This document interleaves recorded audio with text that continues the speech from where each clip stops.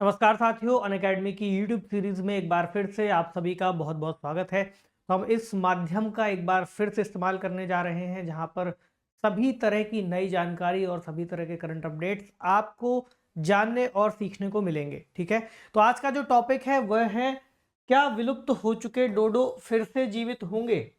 तो आपको पता है कि कई सारे जीव पिछले काफी लंबे समय काल से, जब से हमने हमारे इतिहास को जानना शुरू किया है उसके बाद से विलुप्त होते चले आए हैं। यहाँ पर एक शब्द का इस्तेमाल किया जाता है, एक्सटिंक्ट हो जाना। क्या? एक्सटिंक्ट हो जाना। तो किसी भी जीव की जो प्रजाति अगर सभी तरह के जंगलों से सभी तरह के संरक्षण में भी मौजूद ना रहे, वो उसका कोई भी एक जीव ना बचे, उसको आप क्या कहते हो? विलुप्त हो चुका है वह जीव। तो एक नई परियोजना शुरू करने की बात की जा रही है कि जो भी जीव विलुप्त हो चुके हैं, क्या हम उनको एक्सटिंक्शन से डी एक्सटिंक्शन की ओर ला सकते हैं।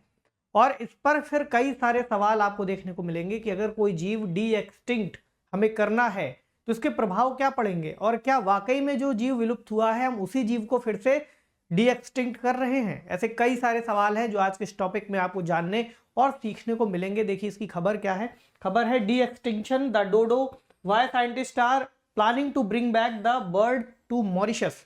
तो डोडो नाम की एक चिड़िया हुआ करती थी। कौन सी चिड़िया? डोडो नाम की एक चिड़िया। चिड़िया इसलिए कह रहे हैं क्योंकि पक्षी प्रजाति की है, लेकिन ये उड़ नहीं पाती थी, है ना, और काफी बड़ा पक्षी होती थी। तो कुछ समय बाद जब इंसानों का उस क्षेत्र में आगमन हुआ तो डोडो चिड़िया मॉरिशस के क्षेत्रों से विलुप्त हो गई, जहां ये मूल रूप से पाई जाती थी। तो प्लान क्या है कि डोडो को वापस ले आए। कहां पर? मॉरिशस के क्षेत्रों में, है ना। और ऐसा नहीं है कि ये परियोजना सिर्फ डोडो के लिए शुरू की गई है। आपने कई सारे और जीव जंतुओं का नाम सुना होगा, जैसे कौन सी है? मैमथ। तो मैमथ के लिए भी ऐसी एक परियोजना शुरू की गई है। इसको आर्कटिक के क्षेत्रों में लाने का प्लान चल रहा है कि इसको आर्कटिक के क्षेत्रों में ला करके बसा दिया जाए। दूसरा, आपने एक और जीव के बारे में सुना होगा जिसको थैलासीन कहा जाता था। क्या कहते थे? थैलासीन, या इसी को आप कहते थे तस्मानियन टाइगर के नाम से, या तस्मानियन वुल्फ भी इसको कह देते थे। और देखने में कुछ कुछ कुत्ते की तरह होता था। अभी टॉपिक के अंत में मैं आपको इन सभी जीवों की, प्रमुख जीव जो चर्चा में है उनकी तस्वीरें दिखाऊंगा। तो आखिरकार इन सभी को वापस लाने की जो परियोजना है वह क्या है। दूसरा एक सवाल आपके सामने ये भी होगा इस टॉपिक से जुड़ा हुआ कि आखिरकार किस प्रोसेस के जरिए इनको वापस लाने की वैज्ञानिक उम्मीद कर रहे हैं। तो जीएस पेपर 3, कौन सा? जीएस पेपर 3 मेंस के स्तर पर साइंस एंड टेक वाला जो टॉपिक है, प्लस उसके साथ आपको एनवायरमेंट के टॉपिक का भी यह विषय जुड़ता हुआ दिखेगा। क्योंकि अगर आप विज्ञान और तकनीक में जीव विज्ञान और बायोटेक्नोलॉजी के जरिए ऐसी चीजों को कर सकते हैं तो उसका इंपैक्ट कहाँ होगा? एनवायरमेंट पर होगा। तो ये विषय यहां पर सीधे जुड़ जाएगा। अब देखो, प्रश्न मैंने पहले ही ले लिया है। इस प्रश्न को जब आप पढ़ोगे फिर आप इसका आंसर पूरे टॉपिक को सुनने के बाद अंत में निकालना। ठीक है, देखो सवाल क्या है। जीवों की पुनर्बहाली परियोजना अर्थात डी एक्सटिंक्शन प्रोजेक्ट क्या है? ठीक है, इसके निहितार्थों पर चर्चा कीजिए। अब आज का जो आपका टॉपिक हम आगे डिस्कस करने जा रहे हैं उसमें आपको दोनों ही जो इसके स्टेटमेंट हैं उनका आंसर सीखने का मौका मिलेगा। तो आपको 250 शब्दों में इसको लिखने का अभ्यास जरूर करना है। आप मुझसे इससे जुड़े हुए जो भी सवाल हैं कमेंट बॉक्स में लिख करके पूछ सकते हो, अगर कहीं पर भी दिक्कत आती है, या फिर आप स्पेशल क्लासेस में आकर के उन सवालों के उत्तर ले सकते हो। अब देखो, ऐसे कई सारे सवालों को लिखने की प्रैक्टिस करना बहुत जरूरी है। क्या जरूरी है? प्रैक्टिस बहुत जरूरी है। क्यों जरूरी है? क्योंकि अगर आपने मेंस में लिखने जाने से पहले प्रैक्टिस नहीं की तो मेंस के दिन यकीन मानिए उन सवालों को डिकोड करना बहुत मुश्किल होगा। आपने कितनी भी पढ़ाई क्यों ना कर ली हो, लेकिन अगर आप प्रैक्टिस नहीं करते हो तो मेंस क्लियर कर पाना बहुत मुश्किल है। आपको वहां पर जाकर 3 घंटे का एक पेपर होता है ना, तो 3-3 घंटे के 2 पेपर भी लिखने पड़ेंगे एक ही दिन में। तो आपको अभ्यास कम से कम 3 पेपर को लिखने का करना होगा, ताकि आपके हाथों में, उंगलियों में छाले पड़ने लगें। वही छाले जब मजबूत होंगे तो आपको भी उससे ज्यादा मजबूती देंगे। दूसरा, ये तो चलो मेंस की बात हो गई। अब आप लोग अगर प्रीलिम्स के लिए तैयारी कर रहे हो तो प्रीलिम्स के लिए भी आपको प्रैक्टिस करना उतना ही ज्यादा आवश्यक है। क्यों आवश्यक है? अब प्रीलिम्स की प्रैक्टिस आपको लिख करके तो नहीं करनी, तो प्रीलिम्स की प्रैक्टिस कैसे होगी? मॉक टेस्ट सीरीज के जरिए होगी। अगर आप ज़्यादा से ज़्यादा टेस्ट सीरीज लगाते हो तो आपका दिमाग एक प्रोसेस को पकड़ता है। प्रोसेस में ये सीखता है कि जैसे ही कोई सवाल आपके सामने हिट करता है तो आप उसका उत्तर कैसे दे पाते हो, क्योंकि आंसर तक पहुंचना अपने आप में एक न्यूरोलॉजिकल एडवांसमेंट का ही प्रोसेस है। अगर आप चीज़ों को सीख पाए हैं, चीज़ों को समझ पाए हैं, तो आप आंसर तक ज़्यादा आसानी तक पहुंच सकते हैं। अब आप देखो, आप दिन भर में कितना सारा कंटेंट पढ़ते हो, है ना? उस कंटेंट को फिल्टर आउट करना और अपने दिमाग में एक आंसर के रूप में तुरंत प्रस्तुत कर देना आपको प्रैक्टिस से ही आएगा। तो जब आप काफ़ी सारे प्रैक्टिस कर चुके होंगे क्वेश्चंस को, तो आपको आने वाले समय में ये पॉइंट क्लियर समझ आने लगेगा कि आपके उत्तर सही किस विश्वास के साथ होते हैं और गलत किस विश्वास के साथ हुए हैं, है ना? आपने क्या सोचा था तो गलत हो गया, और क्या सोचा था तो वो उत्तर सही हुआ। तो ये प्रैक्टिस आपको हर बार, हर प्रक्रिया में कुछ सिखाएगी और आपको सही उत्तर को पहचानना भी आने लगेगा। इसी प्रोसेस को पूरा करने के लिए अनअकैडमी ने यूसीएससी प्रोग्राम शुरू किया है, यानी अनअकैडमी सिविल सर्विसेज चैंपियनशिप।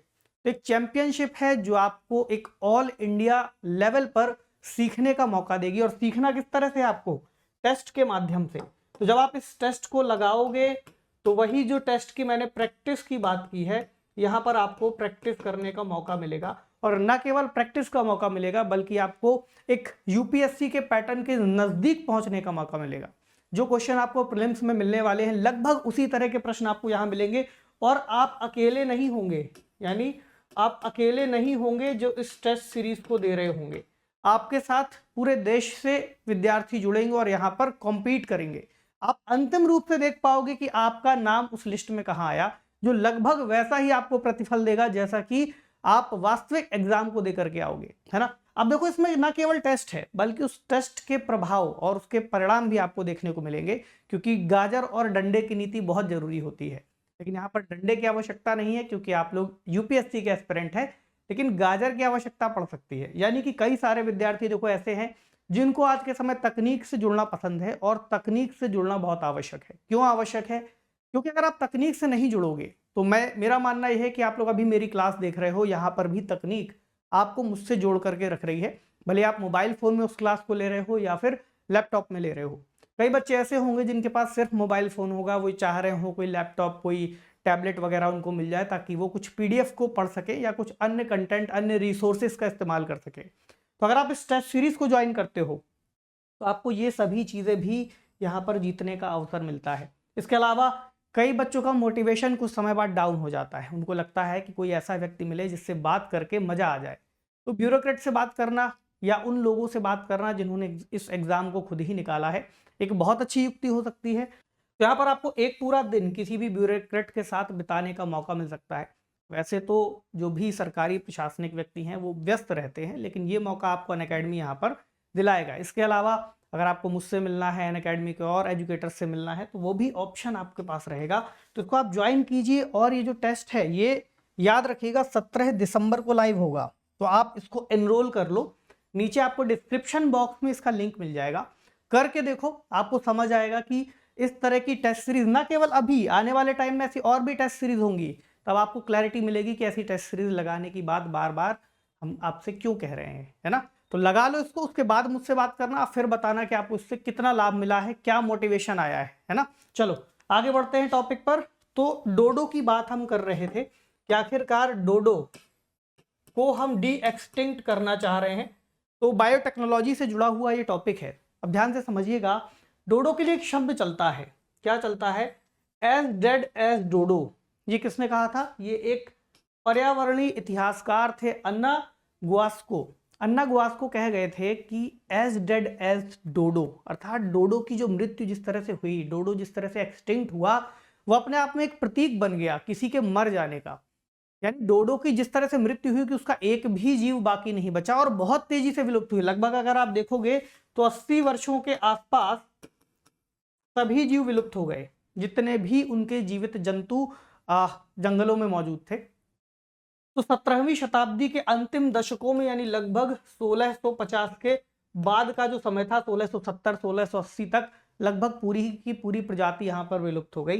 तो विलुप्त होने का एक प्रतीक मान लिया गया डोडो को। तो अगर डोडो की जानकारी आपसे कभी पूछी है तो याद रखिएगा, इस तरह का एक दिखने वाला जीव था जिसको आप कोई बड़ा मुर्गा या बड़ा कबूतर मान सकते हो, दोनों के ही नजदीक था, लेकिन उड़ने में सक्षम नहीं था, है ना? अब आपको कहानी समझ आएगी कि आखिरकार विलुप्त क्यों हुआ। लेकिन और भी प्रोजेक्ट है जो चलाए जा रहे हैं। इसमें देखिए 2 कंपनियों का नाम आता है, एक है मॉरिटियन वाइल्ड लाइफ फाउंडेशन और दूसरे का नाम है कोलोसल कोलोसल बायोटेक्नोलॉजी। तो ये दोनों ही मिलकर के एक प्रोजेक्ट शुरू कर रहे हैं और अभी से नहीं, ये प्रोजेक्ट के बारे में पिछले 2 सालों से चर्चा चल रही है, जहां पर आपको मैमथ के बारे में जानकारी मिलेगी। मैमथ कौन था? एक बड़ा हाथी। अभी अंत में कुछ और तस्वीरें भी इसकी देखेंगे। एक बहुत बड़ा हाथी जो आपको आइस एज के दौर में दिखता था। कब? आइस एज के दौर में दिखता था। तो ऐसी कई सारी फिल्में भी हैं जो आइस एज के नाम से ही है और बनाई गई हैं। तो अगर आपको इसके बारे में थोड़ा सा देखना हो तो उन मूवीज को आप जाकर के देख सकते हो। बहुत विशाल हाथी था जो आज के हाथी से कई गुना ज्यादा बड़ा था। और इसकी खास बात क्या थी? इसके ये बहुत बड़े दांत। तो आज के समय आपको भले ही हाथियों के दांत दिखाई देते हो, लेकिन वो मैमथ के जितने बड़े नहीं थे, है ना। तो एक मैमथ, दूसरा आपको यहाँ दिख रहा है थाइलासीन, तीसरा डोडो। इनको हम चाह रहे हैं कि वापस से पुनर्जीवित कर दे और पुनर्जीवित करके उनको उन पर्यावासों में छोड़ दे जिस क्षेत्र से ये अंतिम रूप से विलुप्त हुए थे। तो पहले आप ये समझो कि कोई जीव आखिरकार विलुप्त हुआ क्यों था। अगर विलुप्ति का कारण समझ में आएगा तो फिर उसको वापस लाने का जो प्रभाव होगा आपको वो समझ में आएगा। समझो, रिले ब्लैक कह रहे थे डोडो के बारे में, कुछ कह के गए हैं। क्या कहते हैं? इस तरह के मूर्ख दिखने वाले जमीनी कबूतर के लिए और भाग्य क्या हो सकता था। ऐसा वो क्यों कह रहे थे? क्योंकि उड़ नहीं पाता था। अब आप मान के चलो एक जीव है चिड़िया जैसा जो कि सतह पर भाग रहा है, कोई भी उसको पकड़ के मार देगा और खा लेगा। लेकिन उनकी बात इतनी आसान नहीं है, इतनी सिंपल नहीं है। इसके पीछे कारण अगर आप देखोगे तो आपको समझ में आएगा कि जिस पारिस्थितिकी तंत्र में ये रहते थे, है ना, जिस पारिस्थितिकी तंत्र में ये रहते थे उसके हिसाब से बहुत अच्छे से अनुकूलित थे। वहां आराम से अपना जीवन यापन कर रहे थे। वहां पर पर्याप्त इनको भोजन मिलता था, शिकारियों की कमी थी, इतना ज्यादा कोई ऐसी व्यवस्था बेकार नहीं हुई थी जहां पर इनको संघर्ष करना पड़े। लेकिन फिर कुछ समय बाद एंट्री होती है मनुष्यों की, जब डच उपनिवेशवादी पहली बार 1598 में मॉरिशस में एंट्री लेते हैं। और आप देखते हो लगभग 80 वर्षों का समय जब डोडो की पूरी प्रजाति गायब हो गई। तो यहां पर समझ में आता है प्रकृति के साथ मानव संघर्ष का जो परिणाम हुआ, यानी कि जब मनुष्यों ने वहां पर एंट्री ली उसके बाद डोडो विलुप्त हो गए। अब आप कहोगे ऐसे कैसे विलुप्त हो गए? तो पहला आपको समझ में आएगा कि शिकार के लिए डोडो बहुत आसान चिड़िया था, बहुत आसानी से इसका शिकार किया गया। दूसरा, जो मनुष्य अपने साथ अन्य तरह के जीवों को लेकर के आए थे जैसे कुत्ते, बिल्लियां, चूहे, इन सभी ने क्या किया? बहुत तेजी से इनका शिकार किया, इनके अंडों को बर्बाद किया और कुछ ही समय के बाद डोडो यहाँ पर से विलुप्त हो गया। तो डोडो को जो वापस लाने की योजना है उसमें टेक्निकल पॉइंट क्या क्या है? तो सबसे पहले ये समझिए कि किसी भी प्रजाति को अगर हम डी एक्सटिंक्ट करना चाहते हैं अर्थात तो वापस लाना चाहते हैं तो आपको उसकी क्या जानकारी की आवश्यकता होगी? आनुवंशिक जानकारी। कैसी जानकारी? आनुवंशिक जानकारी। तो सबसे पहले डोडो का पूरा जेनेटिकल सीक्वेंस करना आवश्यक है। तो अगर हमें डोडो मिल जाए, आपको पता है कि जेनेटिक्स अर्थात डीएनए किसी भी व्यक्ति के या किसी भी जीव के शरीर में मौजूद होता है। तो अगर हमारे पास डोडो के कुछ पुराने कंकाल मौजूद हो जाएं, उपलब्ध हो जाए, तो हम उससे उस डीएनए को निकाल सकते हैं। ऐसा ही कुछ यहाँ पर किया जाएगा। दूसरा क्या किया जाएगा कि इसको सीक्वेंसिंग की जाएगी। आपने डीएनए सीक्वेंसिंग के बारे में पढ़ा है कि किस किस तरह से उसके सीक्वेंस आपस में लगे हुए हैं, है ना, किस तरह से न्यूक्लियोटाइड की पूरी संरचना आपस में जुड़ी हुई है। फिर आप उस जीन का जो पूरा हिस्सा है, जिसको आप क्या कहोगे, पूरा का पूरा जेनेटिक मटेरियल जो जीनोम है, तो जीनोम का अध्ययन करना है। ठीक है, तो जीनोम में क्या है? उस जीव के निर्माण और उसके विकास की पूरी जानकारी। पूरा का पूरा जीव, उसकी कोडिंग उसके जीनोम में मौजूद है। ना केवल डोडो की बल्कि कोई भी जीव, है ना, कोई भी लिविंग ऑर्गेनिज्म, उसके डीएनए में उसकी संपूर्ण जानकारी होती है। तो आनुवंशिकीविद बेथ शापिरो बताते हैं कि डेनमार्क के प्राकृतिक इतिहास संग्रहालय में एक खोपड़ी थी जहां से डीएनए को निकाला है और उसका उपयोग यहाँ पर किया गया है। तो कुछ इस तरह से आपको दिखता है कि म्यूजियम में काफी सारे जो स्ट्रक्चर होते हैं हड्डियों के बने हुए वो रखे होते हैं। तो इससे फिर उन्होंने इसका डीएनए एक्सट्रैक्ट किया और फिर उसको पूरा का पूरा सीक्वेंस किया, है ना। इसको क्या कहते हैं? जीनोम सीक्वेंसिंग, जिसके माध्यम से फिर ये पता करने का प्रयास किया गया, पूरी की पूरी मैपिंग की गई कि डोडो का जो जीनोम है वो किस तरह से सीक्वेंस में रहा होगा। फिर एक और जीव का नाम आता है रोड्रिक्स सॉलिटेयर। कौन सा? रोड्रिक्स सॉलिटेयर, जिसके जीनोम को भी सीक्वेंस किया गया। अब क्यों किया गया दो जीवों के? क्योंकि इसको, ये आपको दिख रहा है रोड्रिक्स सॉलिटेयर और इसके बगल में है डोडो, तो दोनों ही जो चिड़िया हैं आपस में बहुत क्लोज रही हैं, बहुत रिलेटिव रही हैं। हालांकि एक्सटिंक्ट ये वाला भी हो चुका है, ये भी विलुप्त हो चुका है। इसका जेनेटिक्स पूरा समझा, इसका जेनेटिक्स समझा, सबसे करीबी रिश्तेदार है इसका, ठीक है। और दोनों के जेनेटिक्स को समझने के बाद आपस में मिलाया गया, क्या किया गया, आपस में मैच कराया गया कि सीक्वेंस में आखिरकार कितने आधार हैं। अगर आपको कोई भी नई चीज बनानी हो तो ऐसे समझिए कि अगर आपके पास एक मॉडल है तो आप उससे पूरी की पूरी चीजें निकाल लोगे। मान लो आपके पास 3 मॉडल हैं जो लगभग एक सी चीजों के हैं, तो आपको चीजों की समझ ज्यादा बेहतर तरीके से हो पाएगी। ऐसा ही यहाँ है। एक और डोडो का निकटतम रिश्तेदार है निकोबार कबूतर, उसकी भी जीन सीक्वेंसिंग की गई है। एक शब्द आएगा, याद रखिएगा कौन सा शब्द है, प्राइमर्डियल जर्म सेल। कौन सी, प्राइमर्डियल जर्म सेल, इसको क्या कह रहे हैं, पीजीसी।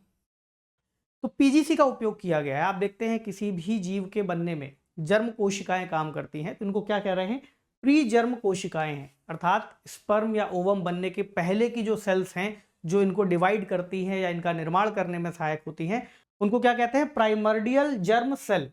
तो मूल रूप से किसी प्रजाति के शुक्राणु और अंडे के भ्रूणी अग्रदूत के रूप में इनको माना जाता है। दूसरा आपको जो नाम मिला निकोबार कबूतर, तो आपको इस इमेज में निकोबार कबूतर को दिखाया गया है। अब देखो क्या करेंगे, 2 का तो जीन सीक्वेंसिंग होगा प्लस इसका भी कर लेंगे, है ना। तो इसकी पीजीसी को आप तीनों पक्षियों के जीनोम की तुलना से प्राप्त जानकारी की मदद से डोडो के जो फिजिकल अपीयरेंस हो सकती थी, जो भौतिक लक्षण हो सकते थे, उनको व्यक्त करने के लिए फिर क्या किया जाएगा, एडिट किया जाएगा।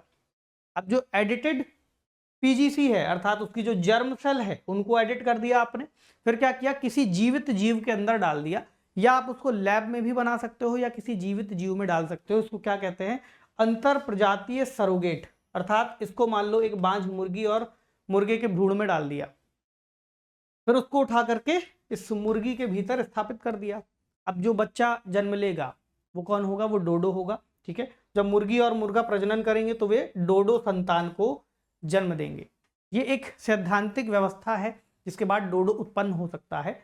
लेकिन इसको लेकर कुछ और बातें भी है, चुनौतियां जब आप समझो तो आपको देखो समझ आएगा। हमने कह तो दिया है कि हम डोडो बना लेंगे, क्या वो वाकई वही डोडो होगा जो वास्तविक रूप से मौजूद था, या डोडो सदृश दिखने वाला कोई प्राणी होगा, यानी डोडो जैसा दिखने वाला कोई जीव होगा, इस पर भी सवाल है। तो डीएनए से एक प्रजाति को फिर से बनाना भी अपने आप में जटिल है। डीएनए सीक्वेंसिंग किस तरह से की गई है, आप चीजों को समझ रहे हो, आपने एडिट किया है। तो जो प्राकृतिक रूप से प्राप्त पक्षी था उससे थोड़ा सा तो अलग होगा, क्योंकि उसकी जो आनुवंशिक विविधता थी वो करोड़ों वर्षों में डेवलप हुई होगी, हजारों वर्षों में, लाखों वर्षों में, है ना। तो डोडो जैसा ही प्राणी बन सकता है ऐसा कह रहे हैं। दूसरा क्या है, छोटे कबूतर को एक बड़े उड़ानहीन पक्षी में डेवलप अगर आप करते हो तो उसके लिए चयनात्मक प्रजनन में वर्षों लग जाएंगे। अभी ऐसा डोडो बनाने में, भाई प्रजनन के जरिए डोडो विकसित हो रहा है तो उतना बड़ा होने में उसको टाइम लगेगा। दूसरा, जेनेटिक इंजीनियरिंग में भी कई बार कई तरह की जटिलताएं हो जाती हैं, तो अगर ऐसा होगा तो एक चैलेंज यहाँ पर भी आपको देखने को मिलेगा। इसके अलावा लंबे समय से विलुप्त है ना, काफी समय से है ही नहीं।